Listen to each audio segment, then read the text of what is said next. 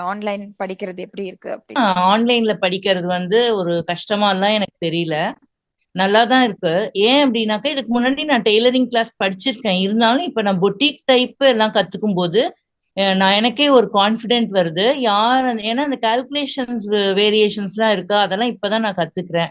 இந்த ம், பேட்டர்ன் இந்த மாதிரி நிறைய டைப்ஸ் ஆஃப் இது இருக்கு கத்துக்கிறேன். ம், ம், எனக்கு ரொம்ப பிடிச்சிருக்கு. எனக்கே ஒரு கான்ஃபிடென்ட், நாமளே யார் கொடுத்தாலும் தைச்சிடலாம், கால்குலேஷன் ம். போட்டு நம்மளால தைக்க முடியும் அப்படிங்கிற ஒரு கான்ஃபிடென்ட் எனக்குள்ள இருக்கு. அவ்வளவுதான். ஒரு டைரக்ட் கிளாஸ் போயிட்டு நீங்க படிக்கிற அளவுக்கு ஒரு கண்டிப்பா, கான்ஃபிடென்ட் கண்டிப்பா. இருக்குங்களா?